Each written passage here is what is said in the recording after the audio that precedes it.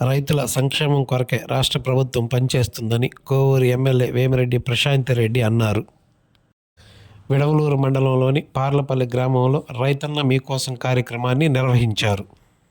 ఈ సందర్భంగా ఆమె మాట్లాడుతూ రైతులకు ఏ కష్టం వచ్చినా తాను అండగా ఉంటానని ముఖ్యమంత్రి నారా చంద్రబాబు నాయుడు సిద్ధంగా ఉన్నారని తెలిపారు.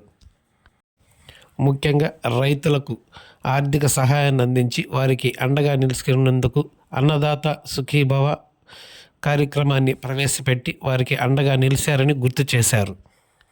రైతులు కూడా డిమాండ్ ఉన్న పంటలను పండించి ఆర్థికంగా లబ్ధి పొందాలని సూచించారు. ఈ కార్యక్రమంలో ఆత్మ పీడి శారద, వ్యవసాయ అధికారులు, టీడీపీ నాయకులు, కార్యకర్తలు, రైతులు పాల్గొన్నారు.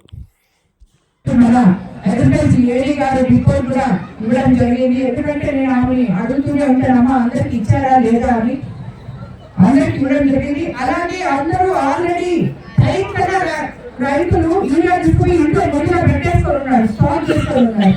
ఇంకొక రేటు కూడా ఇవ్వడానికి రెడీ చేసుకొని ఉన్నారు. చెప్పిన ఇది రైతు ప్రభుత్వం, మంచి ప్రభుత్వం, పేదల ప్రభుత్వం. అన్నిటికన్నా ముఖ్యంగా ప్రజలకి ఏ అవసరం ఉందో ఆ అవసరం తీర్చే అనుభవం ఉన్న మన ముఖ్యమంత్రి చంద్రబాబు నాయుడు గారికి నా కోవూరు కాన్స్టిట్యున్సీ రైతులందరి తరఫున కూడా నేను ఆయనకి ధన్యవాదాలు తెలుసుకుంటున్నాను. అదేవిధంగా ఈరోజు మీకందరికీ తెలుసు, రాబోయే రోజుల్లో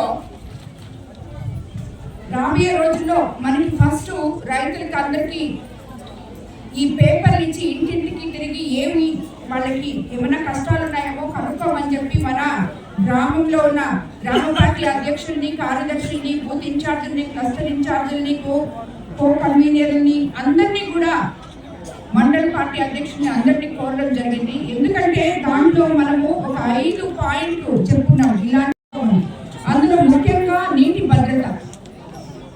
మనకి దేవుడు వరమించి అన్ని జలాశయాలు నిండు కుండల్లాగా ఉన్నాయి ఈరోజు మన జిల్లాలో. కాబట్టి నీటి వల్ల మనకి ఏం ప్రాబ్లం లేదు. ఆ నీరు తొలి ఎకరా నుంచి చివరి ఎకరా వరకు అందడానికి కాలువలు మన కోవూరు కాన్స్టిట్యున్సీలో అందరికన్నా ముందుగా రైతుల వైపు నిలబడి తవ్వించడం జరిగింది.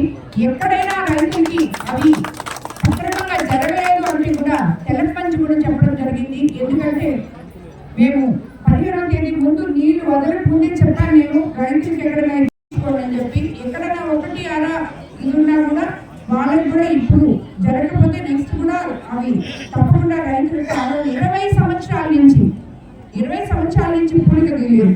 డెల్టా ప్రాంతమైన మన కోవూరు కాన్స్టిట్యున్సీలో అన్నిటికన్నా జిల్లాలో ఎక్కడికైనా అన్ని దగ్గర కన్నా మనం ఎక్కువ సాగు చేస్తున్నాం, ఎక్కువ దిగుబడి ఇస్తున్నాం, ఎక్కువ మంది రైతులు ఉన్నారు. అయినా 20 సంవత్సరాల నుంచి మన కాలువలు తోకలేదు. అది మన దురదృష్టం గత ప్రభుత్వంలో. ఈరోజు మనం మొత్తం కాలువలు తోకనున్నాం, నీరు అందరికీ పుష్కలంగా అందుతుంది. అదేవిధంగా డిమాండ్ ఆధారిత పంటలు ఇప్పుడు టెక్నాలజీ మారే విధంగా చాలా మంది ఈ జొన్నలు, రాగులు అన్నీ కూడా ఎక్కువగా బియ్యంతో సమానంగా వాడుతున్నారు కాబట్టి, ఆల్టర్నేటివ్గా వాడుతున్నారు కాబట్టి ఎవరైనా రైతులు అటువంటి సంబంధిత ఆధారిత పంటలు వేసుకోవాలంటే మన అగ్రికల్చర్ డిపార్ట్మెంట్ వాళ్ళని కన్సల్ట్ చేసి అవి ఎలాగా వెయ్యాలో కూడా కనుక్కుంటే వాళ్ళు కూడా మీకు సపోర్ట్ చేస్తారు. తప్పకుండా అవి కూడా మంచి గిట్టుబాటు ధరలు వస్తున్నాయి కాబట్టి అవి కూడా రైతులు వేసుకోవచ్చు అని చెప్పి నేను చెప్తున్నాను. ఇంకొక విధంగా అగ్రికల్చర్కి మనము వ్యవసాయానికి టెక్నాలజీ కూడా జోడించగలిగామంటే మనకి ఏవైతే ఈరోజు సబ్సిడీలో మనకి ఇస్తున్నారో డ్రోన్తో మనము మందులు పిచికారీ చేసుకోవడం అయితేనేమి, అదేవిధంగా మనకి ఈ రోటోవేటర్లు, ట్రాక్టర్లకి సంబంధించి ఇలాంటివన్నీ కూడా సబ్సిడీలో మనం మన పొలాల్లో ఏర్పాటు చేసుకోవచ్చు. దానికి కూడా మీకు అగ్రికల్చర్ డిపార్ట్మెంట్ వాళ్ళని మీరు సంప్రదించవచ్చని కూడా నేను మీకు అందరికీ కూడా తెలియజేసుకుంటున్నాను. అదేవిధంగా సబ్సిడీ వస్తుంది కాబట్టి ప్రతి ఒక్కరూ అవి వాడుకోవాలని చెప్తున్నాను. అలాగే ఫుడ్ ప్రాసెసింగ్ యూనిట్స్ గురించి కూడా రైతులు ఈ ఫుడ్ ప్రాసెసింగ్ యూనిట్ ఎవరైనా ఇప్పుడు రైతు బిడ్డలు ఎవరైనా కానీ వాళ్ళకి చదువుకున్న పిల్లలు ఈ ఎంఎస్ఎంఈ ద్వారా ఏదైనా ఫ్యాక్టరీస్ కానీ అలా పెట్టుకోవాలంటే కూడా తప్పకుండా వాళ్ళకి ఈ ఎంఎస్ 175 నియోజకవర్గాల్లో మన ప్రభుత్వం ఎంఎస్ఎంఈ పార్కులు ఆల్రెడీ ఫైండ్ అవుట్ చేసి చెప్పడం జరుగుతుంది. అలాంటి వాళ్ళు కూడా ముందుకు వస్తే కూడా ప్రభుత్వం వాళ్ళకి అండగా ఉంటుంది.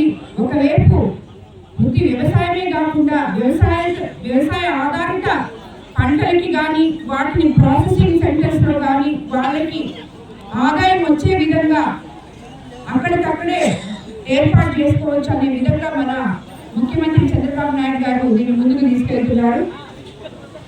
అలాగే గతంలో మనం రబీ పంట పండినప్పుడు ఎక్కడ ఏ విధంగా ఏ ప్రభుత్వం చేయని విధంగా 48 గంటల్లో ప్రొక్యూర్మెంట్ సెంటర్ నుంచి ధాన్యం కొనుగోలు చేసి అమ్మాయిలతో సహా వాళ్ళ అకౌంట్లలో డబ్బులు జమ చేసిన ఏకైక ప్రభుత్వం మన తెలుగుదేశం ప్రభుత్వం.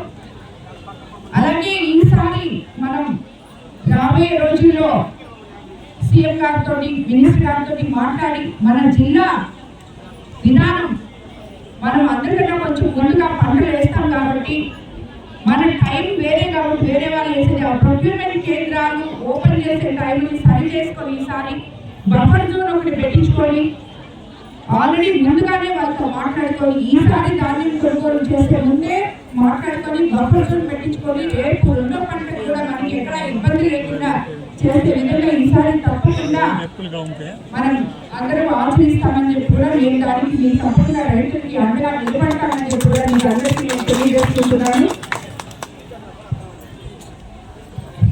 సంక్షేమం నుంచి సంక్షేమం అభివృద్ధి రెండు మన ముఖ్యమంత్రి చంద్రబాబు నాయుడు గారు అధికారంలోకి వచ్చిన 18 నెలల్లో ఏ రకంగా చేస్తున్నారో సంక్షోభం నుంచి సంక్షేమం దిశగా మనం అందరం నడుస్తున్నాం. ఈరోజు అస్తవ్యస్తంగా ఉన్న ప్రభుత్వ వ్యవస్థలు ప్రతి ఒక్కటి ఏ డిపార్ట్మెంట్ కూడా వదలకుండా అగ్రికల్చర్ అయితేనేమి హౌసింగ్ అయితేనేమి ప్రతి ఒక్కటి ఇలాంటివి ఎన్నో నేను చెప్తుపోతే ఇరిగేషన్ అయితేనేమి ముఖ్యంగా ఇరిగేషన్ ఇవన్నీ కూడా అస్తవ్యస్తంగా ఉంటే వాటి అన్నింటినీ సరిదిద్దుకుంటూ 18 నెలల్లో మనం ఇక్కడ దాకా రాగలిగాం. ఇంకా రాబోయే రోజుల్లో ప్రతి ఒక్కటి ప్రజలకి అండగా ఉండి ప్రజల సమస్యలు తీర్చే విధంగా ముందుకు వెళ్తామని చెప్పి మనం ఈరోజు డ్రైనేజ్లు రోడ్లు గత 5 సంవత్సరాలు మీరు చూశారు. ఎక్కడ అసలు ఏ రోజు కానీ ఒక తట్ట మట్టి కూడా వేయలేదు. 15 ఫైనాన్స్ నిధులన్నీ వాడుకొని సర్పంచులు నానా ఇబ్బందులు పడ్డారు. ఈ రోజు అవన్నీ మనం కనీసం ఊళ్ళలో ఒక రోజుల్లో ప్రతి ఒక్కరికి ఎలక్షన్ ముందు మేము ఏమైతే చెప్పామో ఆల్రెడీ సూపర్ హిట్ చేస్తాం. ఇంకా మిగిలి ఉన్నాయి కూడా తప్పకుండా మీకు అందరికీ ప్రజలకి అందుబాటులో ఉండి ప్రజలకి అవన్నీ ఇచ్చిన మాటలు నెరవేర్చి మరోసారి ఇది ప్రజల ప్రభుత్వం, పేదల ప్రభుత్వం, మంచి ప్రభుత్వం, రైతుల ప్రభుత్వం అని చెప్పి మనం అందరం నిరూపించుకుంటాం. ఈ కార్యక్రమాన్ని ఈరోజు ఇక్కడ ఇంత ఆహ్లాదకరంగా ఏర్పాటు చేసిన తెలుగుదేశం నాయకులకి, రైతు సోదరులకి, అగ్రికల్చర్ అధికారులకి అందరికీ కూడా ధన్యవాదాలు చెప్పుకుంటున్నాను.